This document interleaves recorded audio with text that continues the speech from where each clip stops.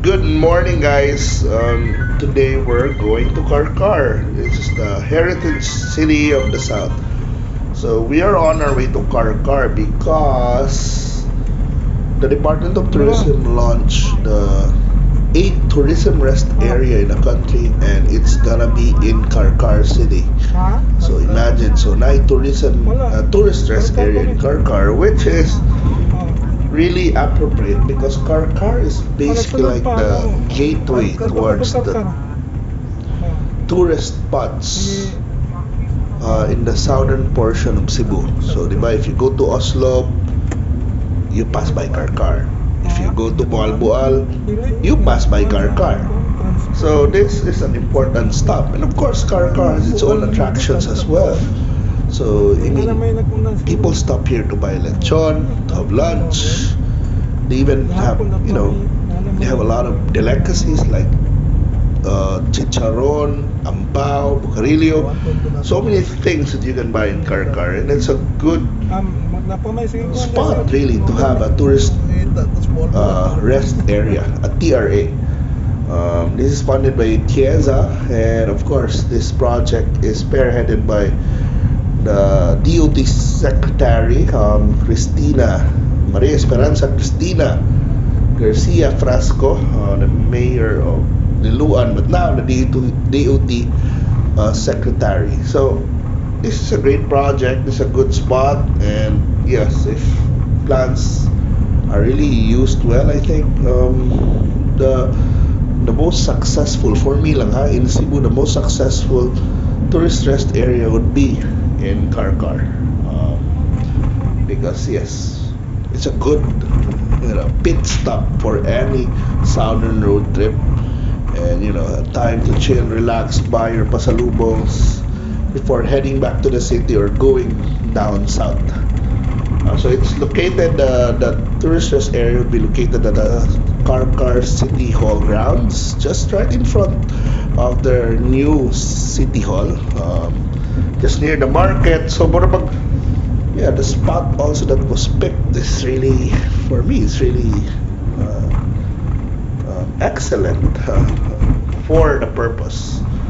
And mo ang traffic ron sa Carcar. In this portion, I guess we just entered the city. This portion is 2 lanes. So when we enter Valladolid later, you will see also the traffic tightens up.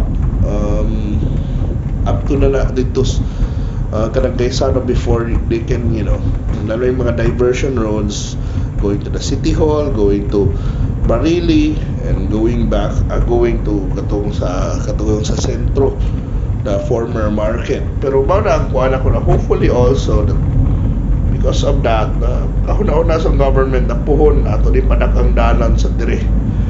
This city was greatly affected by Odette last year, but this a year later we can see the namalik ng kahoy, guwapa na kita naon, you can have the shade once again. Although kitagin mo na mo bang nangapahak na it has been through a lot ng mga kahuya, but yeah, they're back.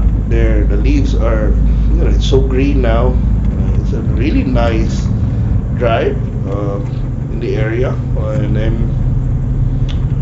I'm really always look forward. I always look forward to this part of Carcar when it comes to when I'm going south or even going back to the city. Nindot gid kay ba the shade, the colors, and I'm glad also that Carcar is back on its feet. Later you will see the grabe na sang traffic, so it means that the people are coming out also. But also this marks the last week. The classes ended a day before this trip, so I think nagbiyahe na sa south to go home to their provinces as well. So Carcar is an important city, and I hope you visit Carcar. Naglaming pagkaon diha, and someday we're gonna explore Hermes, maligyag chicharon, natong matmat. That's one of my favorite brands also sa chicharon. Pero nalata dire ato lang i-adjust ang atong cellphone para maklaro, pero wala, pasyensya lang, uyog-uyog gamay kay usahay gid bumpy gid ang dagan sa kanang dalan ba, but overall man sad, trip was okay. Kani lang, save for this traffic lang, medyo traffic na diri sugod once you enter Valladolid na barangay, and we're on our way to the City Hall. Pero mana, let's chill na lang daan, and I hope money kining Pasko na, di just other fiesta day, pero Pasko na. Have a Merry Christmas, guys. I hope nag-prepare na lagi mga gift sa inyong mga kinugos, mga friends, mga para inyong mga parties. Mao lang, puan lang, chill lang ta, ha. And thank you so much for watching, and I hope na maguan mo visit niya mo sa Cebu, and don't forget the southern portion of Cebu, the Cebuano. This is one of the best tourist places yet, tourist attraction in the island, but also in the Philippines. Imagine diha nimo makitan sa South Cebu ang the famous Oslo whale sharks. We have the waterfalls diha from different towns diha up to mga hinatilan, mga sa south. So daghan kay na mga waterfalls.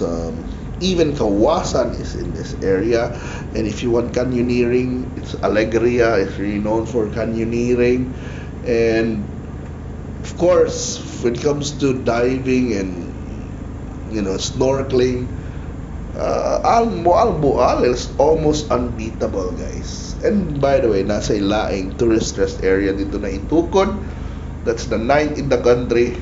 Pero mao na kaning south yun ba daghan yun mo mahunungan, masuruyan, hopefully masud. Di pa the next town sa Dalagit na ang Simala, ay Sibunga ang Simala, then Argao, then Dalagit.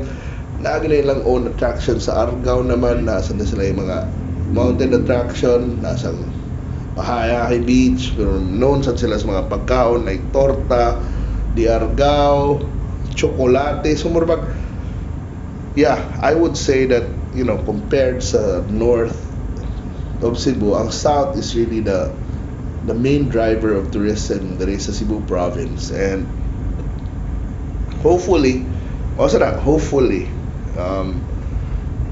i-develop pa bigger roads dire, or more access roads.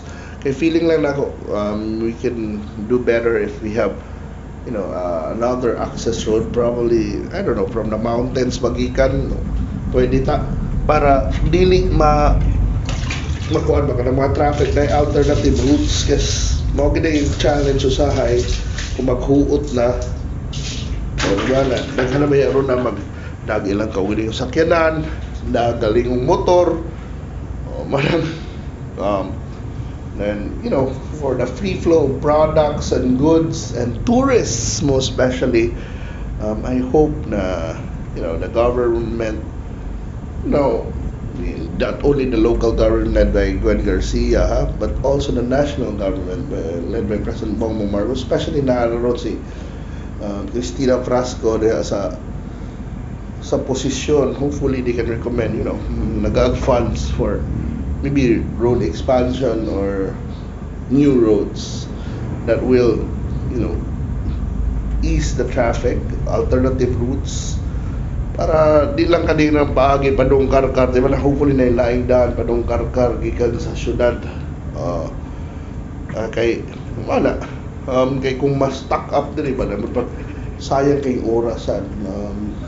Di na no sila mahunong sa tourist rest area ba kay nag-apa sa oras. So dapat mana akong hope lang na mao na maluag-luag ng traffic dire, ma-improve ang roads. I know na naman sa expansion abot na magani na sa San Fernando pagpadako sa dalan. So padayon lang kay it would be great kung may mo ng 4-lane o na 4-lane road na national road kaning Embacalso from Cebu City hangtod dito Santander ko tuyok sa mga buwan na upat ka lane na dalan na kuan man na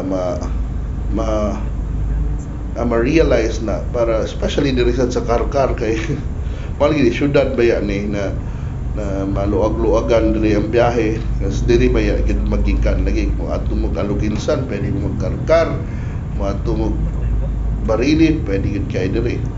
So I hope to see you na sad guys sa sunod ang biyahe. Mag music sa ta. Bye.